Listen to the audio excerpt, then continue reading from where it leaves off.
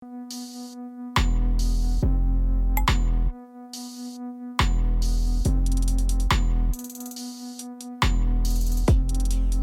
लोग हाथ जोड़िए, बोलिए साधु साधु साधु। महाकारुणिक तथागत बुद्ध धम्म संघ को त्रिवार वंदना। परम पूजनीय बोधिसत्व डॉक्टर बाबा साहब अम्बेडकर आज विशेषतः अपना उपासक पंडित कोटेश्वर प्रमुख संपूर्ण परिवार बंधु बांधव सब लोग मिलके बुद्ध का आशीर्वाद, धम्म का आशीर्वाद, संघ का आशीर्वाद ग्रहण करने जा रहे हैं। तो सर्वप्रथम हम बुद्ध को, धम्म को, संघ को पाली गाथा द्वारा प्रणाम करेंगे। जैसा मैं कहता हूँ वैसा ही कहिए। अरहं सम्मा संबुद्धो भगवा बुद्धं भगवन्तं अभिवादेमि।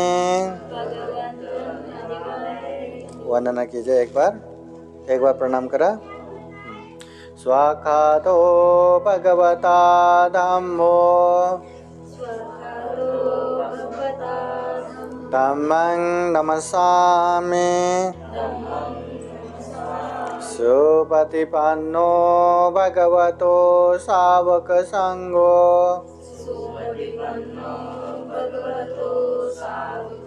संघं नमामि।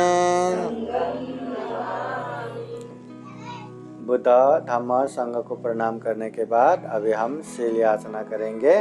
अपने अपने आचरण व्यवहार परिशुद्ध करने के लिए, चरित्र अच्छा बनाने के लिए ये शील प्रार्थना, शील याचना करना है।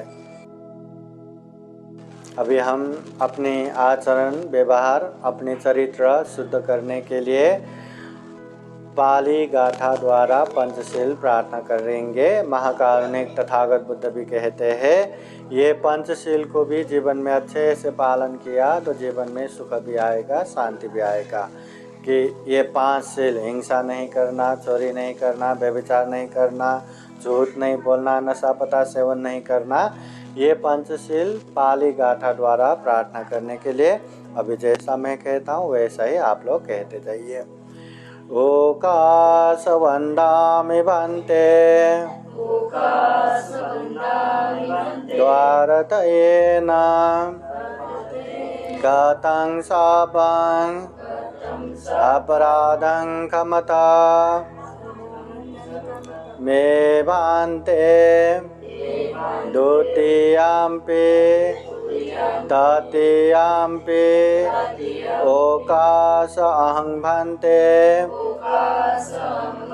तिसरणेन सह पंचशीलं धम्मं याचामि। अनुग्रहं कृत्वा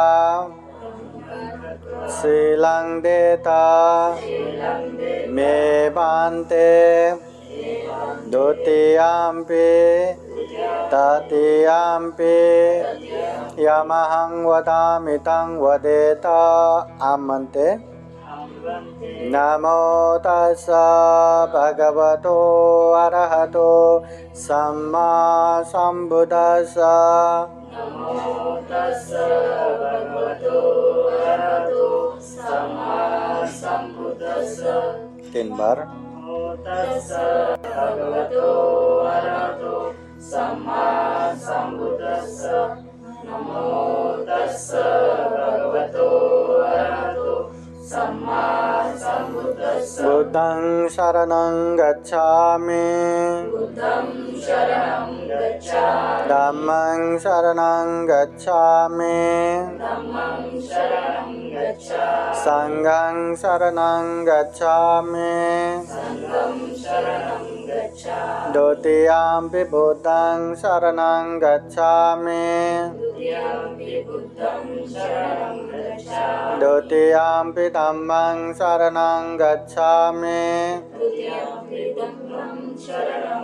द्वितीयम्पि संघं शरणं गच्छामि तृतीयम्पि बुद्धं शरणं गच्छामि तृतीयम्पि धम्मं शरणं गच्छामि तृतीयम्पि संघं शरणं गच्छामि ते शरणगमनं परिपूर्णं आमन्ते पाणातिपाता वैरमणि सिक्खापदं समादयामि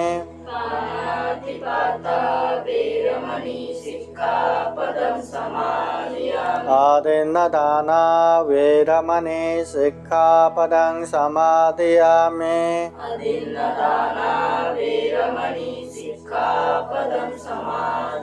कामेषु मिच्छाचारा वैरमणि सिक्खापदं समादयामि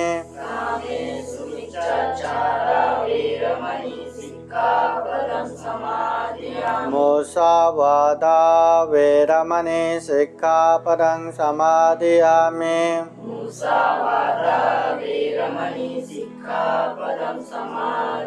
सुरामेरयो मज्जपमादत्ताना वैरमणि सिक्खापदं समादयामि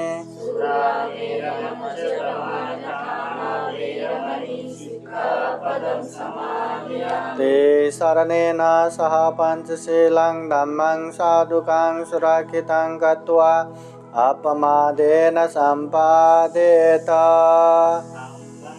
साधु साधु साधु बुद्धं नमामि धम्मं नमामि संघं नमामि।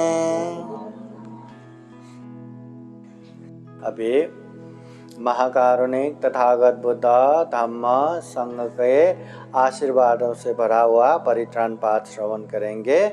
बुद्ध गुण धम्म गुण संघ गुण के अनुभव से, बुद्ध धम्म संघ के अनंत अनंत आशीर्वाद के अनुभव से आप सभी के जीवन में खूब खूब सुख हो, शांति हो, मंगल हो, कल्याण हो। यहाँ घर तो पहले से ही था पर नया घर बन गया, अच्छा घर बन गया।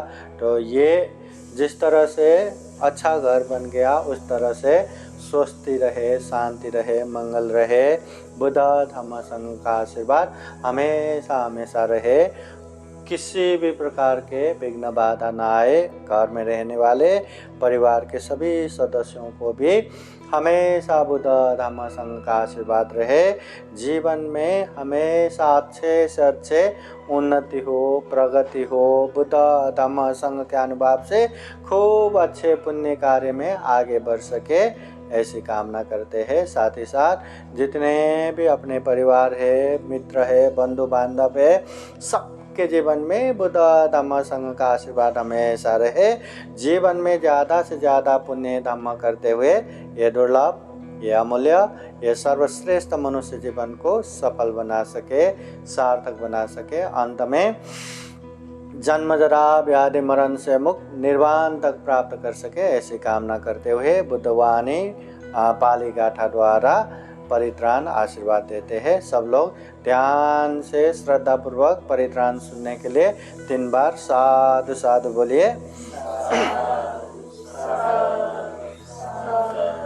समन्ता चक्रवालेषु अत्रा गच्छन्तु देवता सदामं मुनिराजस शृण्वन्तु सद्गमोक्तं धम्मश्रवणकालो अयं वदन्ता धम्मश्रवणकालो अयं वदन्ता परितधम्मश्रवणकालो अयं वदन्ता। नमो तस्सा भगवतो अरहतो सम्मा सम्बुद्धास्सा। नमो तस्सा भगवतो अरहतो सम्मा सम्बुद्धास्सा। नमो तस्सा भगवतो अरहतो सम्मा सम्बुद्दस्सा इतिपिसो भगवारहं सम्मा सम्बुद्धो विद्याचरणसम्पन्नो सुगतो लोकविदो अनुत्तरो पुरुषधम्मसारथि सत्तादेव मनुष्यानं बुद्धो भगवा इति स्वाकातो भगवता धम्मो सन्दितिको अकालिको येहि पासिको औपनयिको पाचतं वेदितव्यो वन्यो हेते सुपतिपन्नो भगवतो सावकसङ्घो उजुपतिपन्नो भगवतो सावकसङ्घो न्यायपतिपन्नो भगवतो सावकसङ्घो सामीचे पतिपन्नो भगवतो सावकसङ्घो यदिदं चत्वारि पुरुषयुगानि अथ पुरुषपुगला एष भगवतो सावकसङ्घो आहुनेयो पाहुनेयो दक्षिणेयो अञ्जलिकरणेयो अनुत्तरं पुण्यखेतं लोकसाति एतेन साचवज्येन शोधिते होतु सर्वदा एतेन साचवज्येन सर्वदुःखा सर्वभय सर्वरोगो विनाशतो एतेन साचवज्येन होतु ते जयमङ्गलम् हेतु पचयो आरमण पचयो आधिपति पचयो अनंतर पचयो समानांतर पचयो सहजात पचयो अन्यमन्य पचयो निश्चय पचयो उपनिश्चय पचयो पुरे जात पचयो पश्चाजात पचयो आसेवन पचयो कम्म पचयो विपाक पचयो आहार पचयो इंद्रिय पचयो चान पचयो मग्ग पचयो संपयुक्त पचयो विपयुक्त पचयो आते पचयो नाते पचयो विगत पचयो अविगत पचयो होते ते एतेन साचवज्येन शोधिते होतु सर्वदा एतेन साचवज्येन सर्वदुःखा सर्वभय सर्वरोगो विनाशतो एतेन साचवज्येन होतु ते जयमङ्गलम् दुःखपता च निर्दुःखा भयपता च निर्भया शोकपता च निशोका वन्तु सापेऽपि पाणिनो एतावता चाम्येहि सम्पदं पुण्यसम्पदं सब्बे देवानुमोदन्तु सर्वसम्पत्तिसिद्धिया दानं ददन्तु सद्दाय शीलं रक्षन्तु सर्वदा भावनाभिरतावन्तु गच्छन्तु देवता गता सब्बे बुद्धा बलपत्ता पच्छिकानं च यं बलं अरहन्तानं च तेजेन रक्षं वन्दामि सर्वशो सभेतयो विभजन्तु सर्वरोगो विनाशतो माते भवत्वन्तरायो सुखे दीर्घायुको भव आकाशता च भूमता देवानागा महीतिका पुण्यं तं अनुमोदयित्वा चिरं रक्षन्तु बुद्धशासनम् आकाशता च भूमता देवानागा महीतिका पुण्यं तं अनुमोदयित्वा चिरं रक्षन्तु धम्मदेशनम् आकाशता च भूमता देवानागा महीतिका पुण्यं तं अनुमोदयित्वा चिरं रक्षन्तु त्वं परान्ति साधु साधु साधु बुद्धं नमामि धम्मं नमामि संघं नमामि अहं वन्दामि सर्वदा। बोले साधु साधु साधु। धम्मं चरे सुचरितं नतं दुचरितं चरे धम्मचारी सुखं चेति अस्मिन् लोके परामि च। बुद्ध धम्म संघ को त्रिवार वंदना। परम पूजनीय बोधिसत्व डॉक्टर बाबा साहब अम्बेडकर और यहाँ उपस्थित संपूर्ण श्रद्धा संपन्न बुद्धि संपन्न उपासक उपासिकाएं, महाकारुणिक तथागत बुद्ध ने हमारे जीवन सुख शांति के लिए ढेर सारा उपदेश दिया है। तथागत बुद्ध होने के बाद गांव नगर जनपद देश देशांतरचारिका करते हुए लोगों के हित और उपकार के लिए बहुजन हिताय बहुजन सुखाय के लिए ढेर सारा उपदेश दिया है। उनका उपदेश हमारे जीवन के लिए खूब खूब खूब अच्छे हैं। महाकारुणिक तथागत बुद्ध के उपदेश मानवतावादी है, वैज्ञानिक आधार है।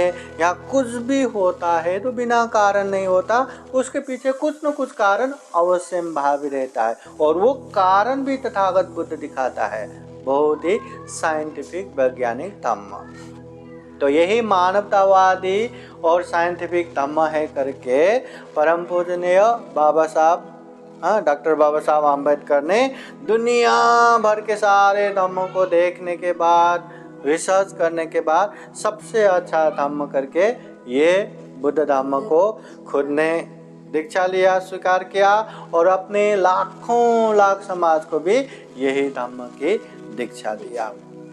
इसलिए ये धम्म जो बाबा साहब ने हमें दिया है तो वो धम्म को हमें अच्छे से समझना है, अच्छे से पालन करना है और जीवन को अच्छे से सुख शांत में बनाना है। महाकारुणिक तथागत बुद्ध कहते हैं धम्मं चरे सुचरितं नतं दुचरितं चरे। हमें अच्छे धम्म पालन करना चाहिए, बुरे धम्म पालन नहीं करना। अभी अच्छे और बुरे क्या है? दुनिया में धम्म के नाम पे खूब सारा धम्म है, खूब सारा संप्रदाय है, खूब सारा मत है। तथागत बुद्ध ने त्रिपिटक के ये सुत्त पिटक अंतर्गत पहला ग्रंथ आता है दीघ निकाय। तो दीघ निकाय ग्रंथ के सबसे पहले ब्रह्मजाल सूत्र में तथागत बुद्ध एक उदाहरण देके कहते जैसे एक छोटा सा तालाब है, छोटा सा तालाब जो बनाया हुआ और उसमें मछली पालन करके रखे हैं। अगर वो छोटे से तालाब में मछली पालन करके रखे हैं और किसी दिन वो मालक ने वहाँ पे जाल रख दिया, जो नेट है ना वो जाल रख दिया, छोटे छोटे छेद वाला, जितना बड़ा तालाब है उतने भर का उसमें रख दिया, तो वो तालाब में जितना मछली है उसमें आएगा कि नहीं? सारा का सारा उसमें आएगा, नहीं बचता। वैसे ही दुनिया भर में एकदम ब्रह्म जाल जैसा, दृष्टि जाल जैसा, अर्थ जाल जैसा धम्म के नाम पे अनेक अनेक यहाँ धम्म है, संप्रदाय के नाम पे अनेक अनेक धम्म है और ऐसे भी बहुत सारे धम्म है जिस धम्म में जितना हम मेहनत करेंगे, जितना हम पालन करेंगे उतना हमें पाप लगता है। धम्म में पालन करें और पाप लगे, क्यों? क्योंकि वो धम्म गलत है। और अच्छे धम्म मिला, जितना हम आलस करेंगे, जितना हम बाद में करेंगे करके बैठेंगे उतना हमारा हानि है। क्यों? क्योंकि धम्म अच्छा है। इसलिए सबसे पहले जो भी हम सुने धम्म के नाम पे, जो भी हम सुने उसे एक बार देखना है कि ये धम्म है कि नहीं। धम्म कैसा होना चाहिए? जो धम्म हमारी भी कल्याण करेगा, हित करेगा और हमारे परिवार अपनों का भी हित कल्याण करेगा, वो धम्म है। अगर धम्म हमें बोझा लगे, धम्म हमें दुख कष्ट देने लगे तो वो धम्म नहीं है, धम्म के नाम पे दूसरी जगह पे ही चला गया। इसलिए सबसे पहले देखना है कि ये धम्म है कि नहीं है। अगर धम्म है तो उसे अच्छे से पालन करना है, आलस करके बैठना नहीं है। बहुत सारे लोग ऐसा ही करते हैं ना, अरे ये तो बहुत अच्छा है, पालन भी करना चाहिए, पर क्या करूं, अभी मैं बिजी हूँ, व्यस्त हूँ। पढ़ने वाला बोलेंगे मुझे पढ़ना है, काम करने वाला बोलेंगे मुझे काम करना है, घर बनाने वाला बोलेंगे मुझे घर बनाना है, मुझे ये करना है वो करना है। अरे ज़िंदगी ख़त्म हो जाएगा, ये करना है वो करना है, ये चाहिए वो चाहिए, ये ख़त्म नहीं होगा। और हम ऐसा ही करके बैठते हैं। अभी धम्म करना चाहिए कि नहीं? बिहार जाना चाहिए कि नहीं? जाते हैं क्या? मुझे पढ़ना है, मुझे घर में काम है, मुझे ये है, मुझे वो है। अरे बिहार में कभी कभी तो धम्म का प्रवचन होता है और वो टाइम पे भी नहीं जाते। वो भी अपना बिहार है, अपने जगह पे है। ऐसा भी नहीं कि दूसरे गांव में भंते जी आने वाले हैं, वहाँ प्रवचन है, चलो चलो आज सुबह ही जाएंगे, वहाँ रात को प्रोग्राम करके फिर अगले रात भर हम चल के आएंगे। ऐसे गांव गांव पार करके जाने की जरूरत नहीं है, नज़दीकी है। फिर भी जाते हैं क्या? नहीं, है ना। इसलिए धम्म क्या है पहचानो, अच्छा क्या है पहचानो। और ये पहचानने की खूबी हम में ही है। क्यों? क्योंकि हम इंसान है ना, हम में चिंतन मनन करने की शक्ति है, हम में विवेक बुद्धि है, हम में प्रज्ञा है। कोई भी चीज अच्छा बुरा हम समझ सकते हैं। पंत जी प्रवचन दे रहे तो वो प्रवचन कितना अच्छा है कितना बुरा है हम समझ सकते हैं, कितना हमें चाहिए कितना नहीं चाहिए वो भी समझ सकते हैं। हम इंसान है। इसलिए अपने विवेक बुद्धि प्रज्ञा से अच्छे से धम्म है कि नहीं वो जानना जरूरी है। क्योंकि धम्म के नाम पे कोई भी कुछ भी बोलेगा, साधु साधु करके वो ऐसा ही करते रहेंगे तो कहाँ चलेगा, है ना। इसलिए तथागत बुद्ध भी कहता है मैंने, अर्थात बुद्ध ने कहा है करके भी आंख बंद करके स्वीकार करना नहीं है। पहले देखो वो ठीक है कि नहीं है, वो धम्म है कि नहीं है, वो धम्म पालन करने से तुम्हारा कल्याण होगा कि नहीं होगा। खुद का तो कल्याण हो रहा है और अपनों को बहुत ही तकलीफ हो रहा है क्या, ये भी देखो।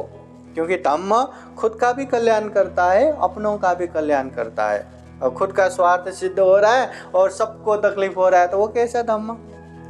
इसलिए सबसे पहले धम्म क्या है एग्जैक्ट उसको पहचानो, जैसा है वैसा ही जानो पहचानो और अच्छे धम्म पालन करते जाओ करते जाओ करते जाओ। अभी धम्म बोले तो बहुत सारे लोगों को लगता है बिहार में जाना, पूजा करना, बहुत सारे फूल माला धूप अगरबत्ती चढ़ाना और वहाँ जाके बुद्ध वंदना करना, परित्राण सुनना, धम्म देशना सुनना, बहुत समय वहाँ बिताना, उसको ही धम्म।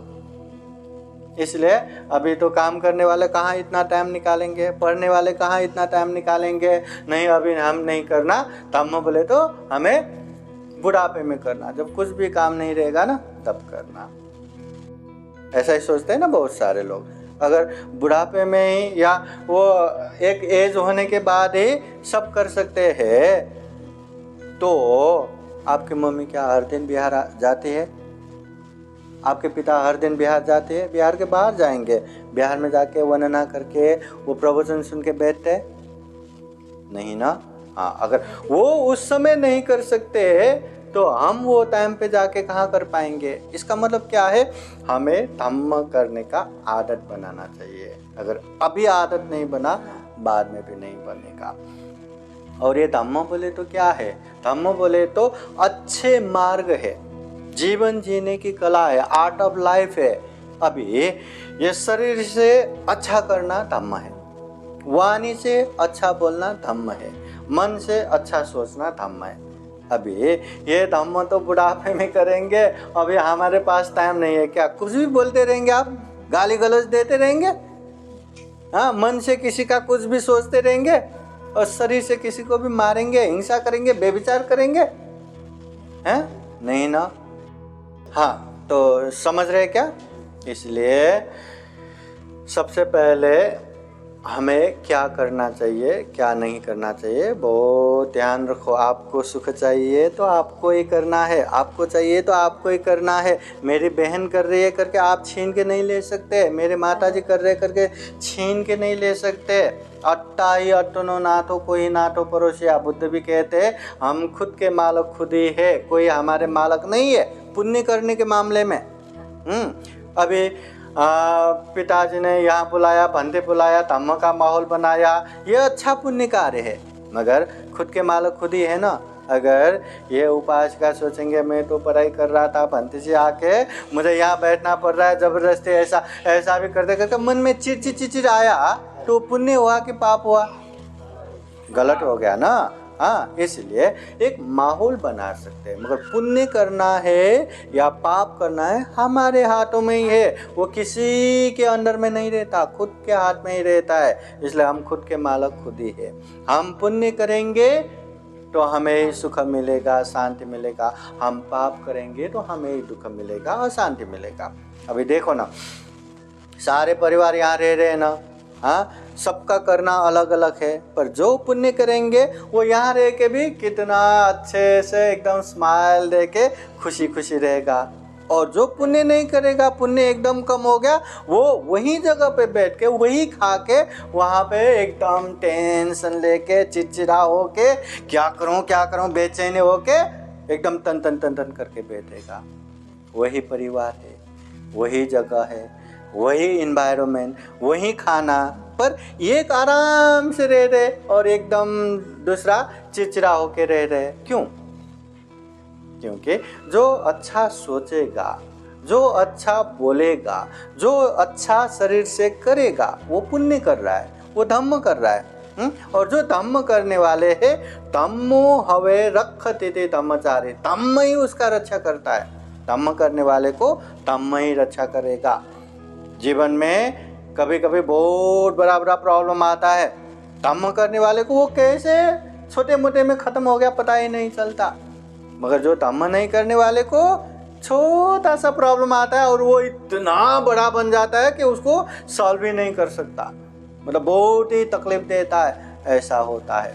इसलिए जीवन में धम्म करना जरूरी है। तो बुद्ध कहते हैं अच्छे धम्म का पालन करो, दुष्चरित्र का पालन न करो। हाँ, धम्मचारी सुखं सेति, धम्म करने वाले सुख पूर्वक रहता है। अस्मिन् लोके परम मिच, ये लोक में भी परलोक में भी, यहाँ भी बाद में भी। हाँ, धम्म करने वाला हमेशा सुख पूर्वक रहता है।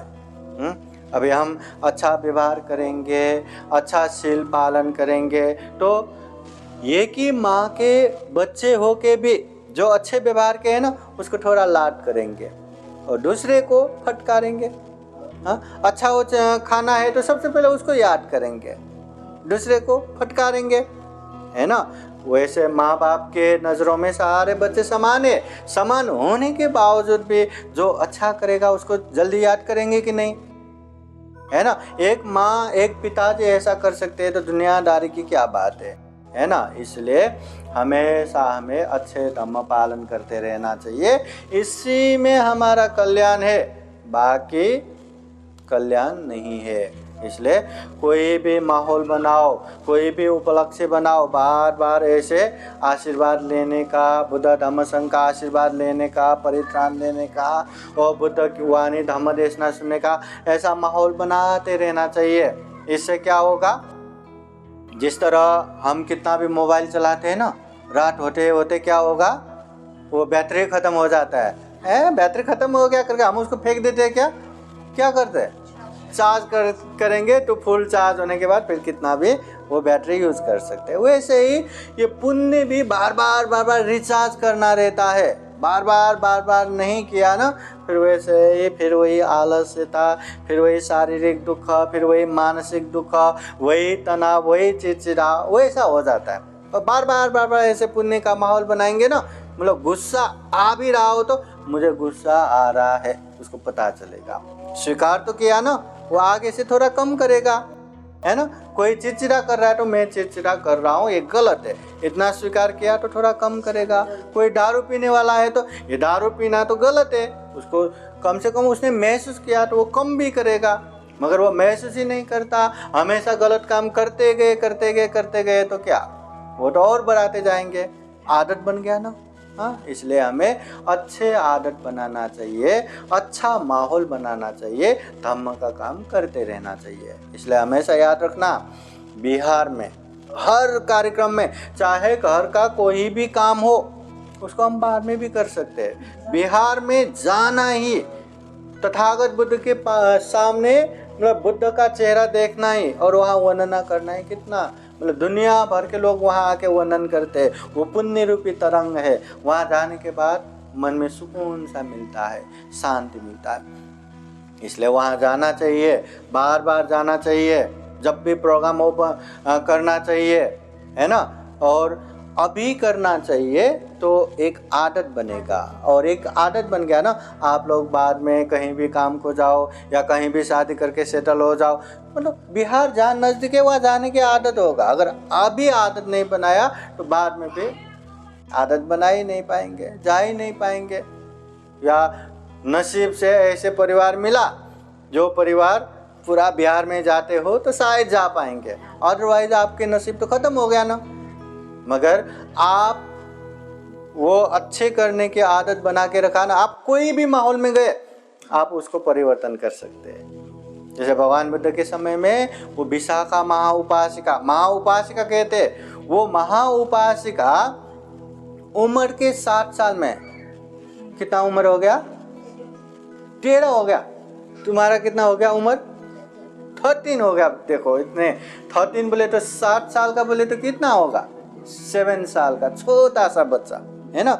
वो विशाखा उपासिका ने 7 साल के उम्र में तथागत बुद्ध के उपदेश सुन के श्रोतापति फल प्राप्त किया था, दुख मुक्ति का पहला मार्ग पर। जब वो बड़ी हो गई तो उसको एक ऐसे घर से रिश्ता आया जो एकदम श्रावस्ती के धनवान से थे, पर बुद्ध के पास नहीं जाता, नंगे साधु लोग है ना, उनको मानने वाले।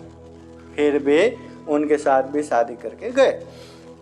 अब शादी करके गए तो परिवार में न बुद्ध बुला सकते, न भिक्षु लोगों को बुला सकते, न भोजन दान दे सकते, न धम्मदेश ना सुन सकते, कुछ भी नहीं। अगर वैसा ही होता, आदत उसने बना के नहीं रखता तो जिंदगी वैसा ही निकल जाता ना। मगर उसने अच्छा खासा आदत बना के रखा था। धीरे धीरे सेठ अपने ससुर को परिवर्तन किया, बुद्ध के उपदेश सुना के उसको भी ज्ञान प्राप्त करवाया। फिर अपने पति को, पूरा परिवार को श्रद्धावान बनाया, और परिवार श्रद्धावान बन गया तो विशाखा ने हर दिन अपने घर में बहुत सारे भिक्षुओं को फिर दान देना शुरू किया, भोजन दान देना शुरू किया। जब उसका शादी हुआ था उसको उसके पिताजी ने 9 करोड़ का, उस समय 9 करोड़ का महालता प्रसादन नामक एक गहना बना के दिया था, 9 करोड़ का। तो वो बाद में वो भी बुद्ध शासन में त्याग करके उसके पैसे से फिर 27 करोड़ धन खर्चा करके बिहार बना के दान दिया। हर दिन उसके घर में 500 भिक्षु संघ के लिए वहाँ आसन की व्यवस्था, मतलब हर दिन नाश्ते के समय में 500 लोगों की तैयारी, भोजन के समय में 500 लोगों की तैयारी, शाम के समय में गिलान प्रत्यय जो शरबत ऐसा पीने के लिए 500 लोगों की तैयारी, हर दिन। इतना पुण्य किया उसने, माहौल बनाया ना। तो इसलिए हमें भी अच्छे आदत पहले बना के गया, या माता पिता ने पहले ही वो आदत बना के दिया, तो कहीं भी बच्चे जाए वो लोग सेटल हो जाएंगे और अच्छे धम्म के साथ रहेंगे। और अच्छे धम्म के साथ रहा तो माता पिता को भी कोई चिंता की बात नहीं, क्योंकि माता पिता को भी अच्छे से देखेंगे। और अच्छे धम्मों में नहीं रहा तो माता पिता जाने दो, पहले अपना ही देखेंगे, अपने परिवार का ही देखेंगे, घर का देखेंगे, बच्चे का देखेंगे, उसी में जाएगा, है ना। और धम्म में रहा तो सबसे पहले माता पिता को देखेंगे। इसलिए हम भी जीवन में खूब सारा पुण्य कर सके, धम्म कर सके, धम्म का माहौल बना सके और जीवन में खूब सारा पुण्य धम्म करते करते सभी दुखों से मुक्त निर्वाण की तरफ निरंतर आगे बढ़ सके, ऐसी कामना करते हुए बुद्ध वचन पाली गाथा द्वारा आशीर्वाद देते। सब लोग एक बार हाथ जोड़ के बैठिए। सपेतियो विभाजन्तु सब्बरोगो विनाशतो माते भवत्वन्तरायो सुखी दीर्घायुको भवतु सर्वमङ्गलं रक्षन्तु सर्वदेवता सर्वभूतानुभावेन सदा सोते भवन्तु ते भवतु सर्वमङ्गलं रक्षन्तु सर्वदेवता सर्वधर्मानुभावेन सदा सोते भवन्तु ते भवतु सर्वमङ्गलं रक्षन्तु सर्वदेवता सर्वसङ्गानुभावेन सदा सोते भवन्तु ते एचितं पाचितं दुह्यं क्षिप्रमेव समेजतो सपे पुरन्तु चेतसङ्कप्पाचन्दो पन्नरसो यथा आयु आरोग्ये सम्पत्ति सर्ग सम्पत्तिमेव च अथो निब्बान सम्पत्ति इमिनाते समेधतो।